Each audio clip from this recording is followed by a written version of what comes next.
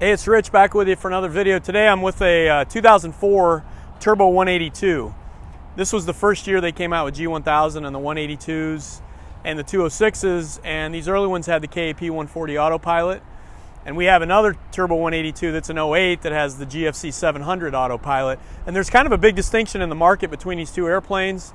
And so I want to talk a little bit about it. We're going to go fly it. I haven't flown one with the KAP140 for a long time, and I thought I'd take it out and we'll do an ILS approach just to see how this autopilot does with a precision approach and ILS. With non-WAAS, you can't do a precision GPS approach with this airplane. So let's go check it out and we'll see how it does.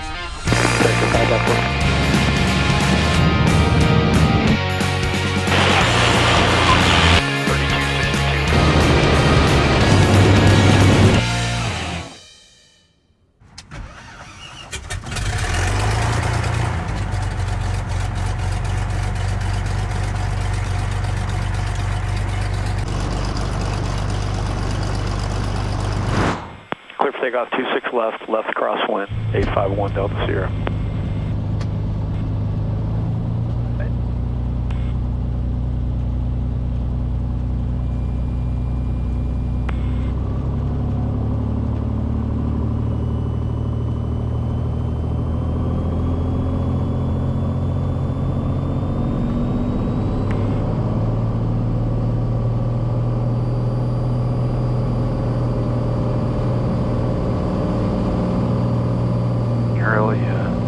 We're gonna have to shake the wings and then.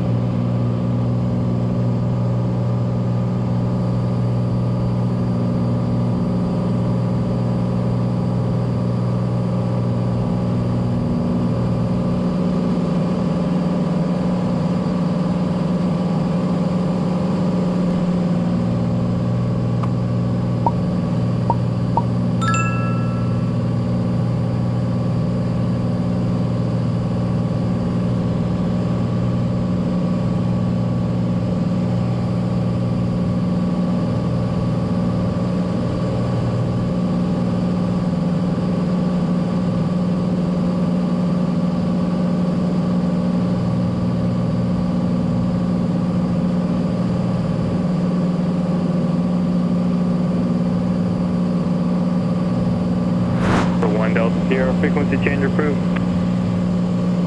1 Delta Sierra, roger. All right, we're climbing off Long Beach in this 04 Turbo 182, and there's a couple things that are interesting about this airplane. I mean, this is actually one of the first G1000s ever produced in this airplane, because this is the first year they made G1000, I think, in any airplane. And like I mentioned in the intro, the KAP140, which I have in heading mode and altitude select, and we're coming up on 3,000, so it should go to altitude hold when we do that. But this was a big step forward in glass cockpit in mainstream airplanes, especially like a 182 class one. And I was a Cessna dealer at the time, and it was a big deal. And we sold a lot of these airplanes. They were very popular. I remember the price being $322,500. No, you want to turn right? He's right there. You see him? Oh, I got him. Yeah, he showed him over there. I know. We got another target plus 600, but should be no factor. All right. I keep my eyes out. This airplane, when it was brand new, was $322,500. I specifically remember the price, and it came with XM, the autopilot, storm scope, and you can see it had Mode S traffic, storm scope, XM, and some relative terrain. Not TOS-B, but relative terrain. So they were very popular. We sold a bunch. We never sold, I think I sold one normally aspirated Turbo 182 in my time selling these new, but got a lot of time in them, and I flew a lot with this KAP140 Autopilot, which is really kind of the point of this video, is to make the distinction between the 07 and newer Turbo 182s. They're still Turbo 182Ts. And the 04, 5, and 6, and the main difference is non-WAAS. This is not a WAAS system, and it has the KAP140. You have the individual autopilot head versus the GFC 700 is on the bezel here, and you know, that GFC 700, in my opinion, is probably the best autopilot or a derivative, the 500 or the 600 retrofit. it's the best autopilot that you can get in general aviation. And there's a big price difference between the 04, 5, and 6 and the 07 and newer, and that's largely because of the autopilot not in the WAAS.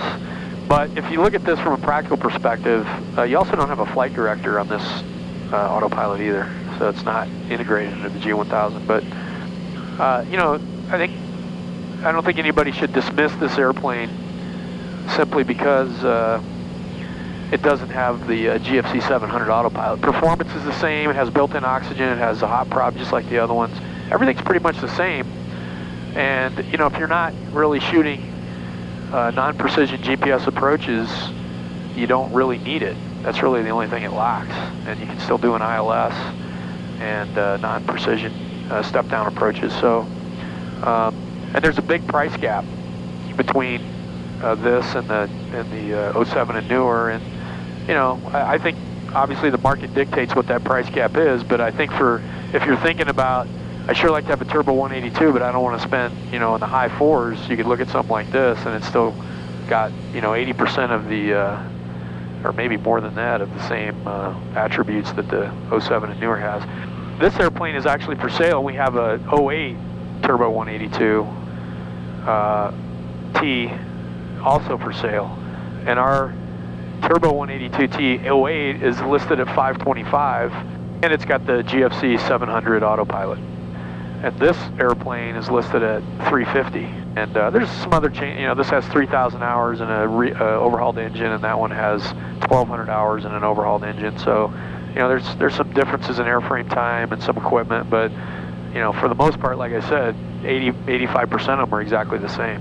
So, but again, both airplanes are for sale, and you can see them on our website. So to kind of highlight this autopilot, we're going to go into Long Beach and do an ILS.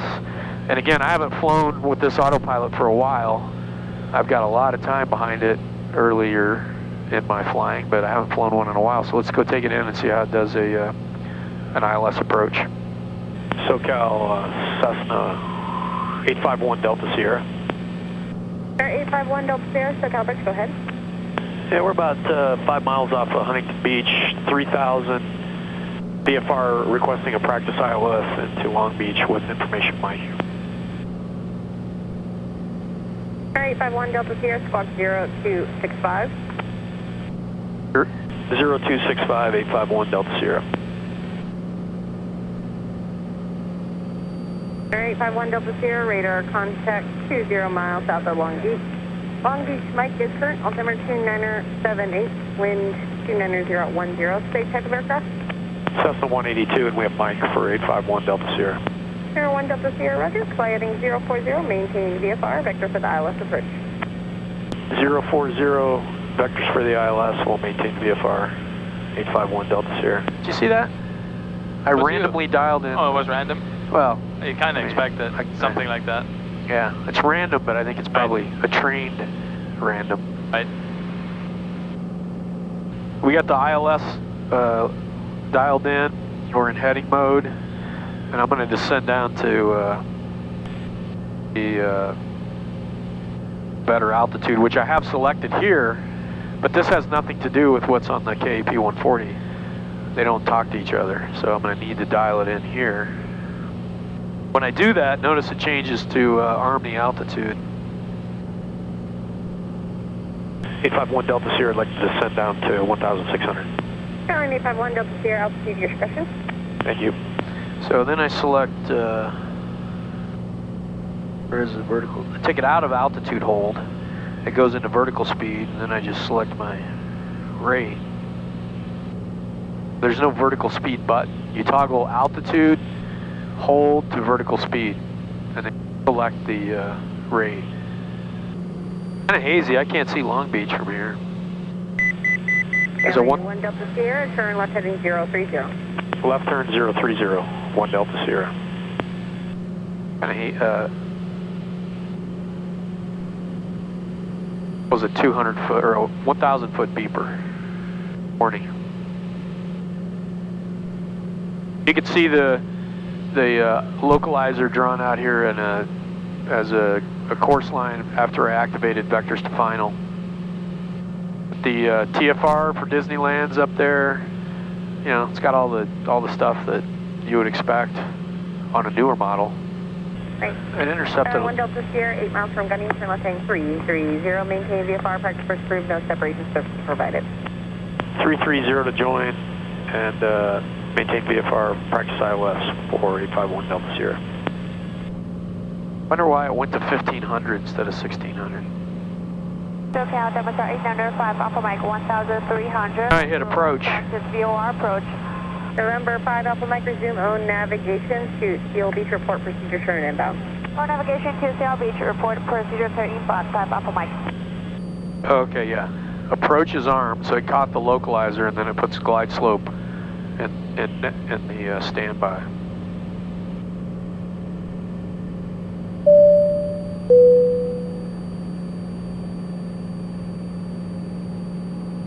So, doing a nice job. November 1 Delta Sierra, contact Long Beach Tower 119.4. 19.4, have a good night, 851 Delta Sierra. You too. Long Beach Tower, 851 Delta Sierra is with you for practice ILS 30 full stop. Number 851 Delta Sierra, Long Beach Tower, runway 30, cleared to land. Cleared to land 30, 851 Delta Sierra.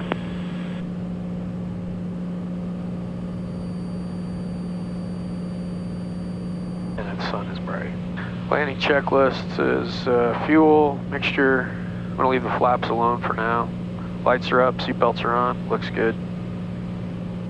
Long Beach Tower, Diamond Star 43. Yeah, I'll put flaps 10. Los Alamitos. See how the autopilot handles that. Transition northbound across your airspace. 431 Julie, Papa Long Beach Tower, turn disapproved. Flaps 10. 78. Trim in motion. 1 Julie, Papa. Trim in motion. There's a glide slope captured. To land. The trim in motion, I think, comes on if the trim wheel is activated for more than a couple seconds, maybe 3 seconds, just to let you know. I'm flying this faster than. Now I'm going to select a missed approach altitude. Ooh. Here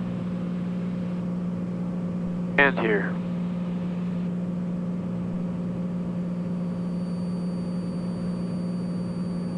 This autopilot does not have any advanced go-around Runway 26 right, clear for takeoff. capability because it doesn't have a flight director.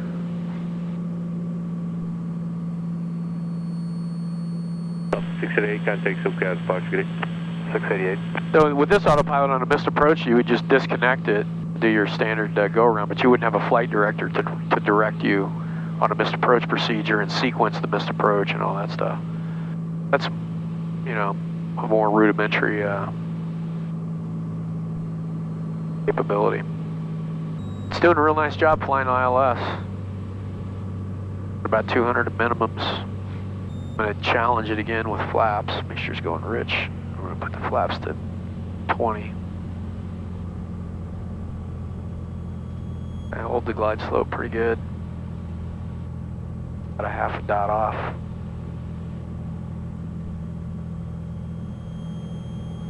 Trim in motion. Now it's kind of hunting for the, if you really got to shoot an ILS, I don't think I'd add an abs inside the final approach fix if you're getting down low.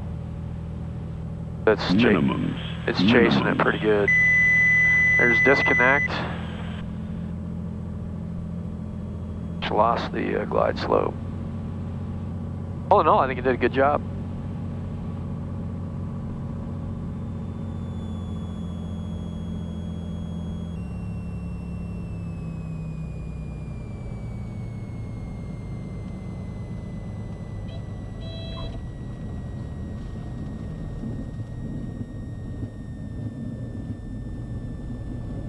What do you think?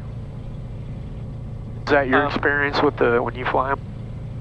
I mean, I usually don't shoot I don't remember shooting an ILS on one of these, so I think, as you said, like if you configure, earlier, and you've maybe fully configured by the final approach fix, Yeah. no, it should go down nice and stable. The only time it got off was when I added flaps 20. Right.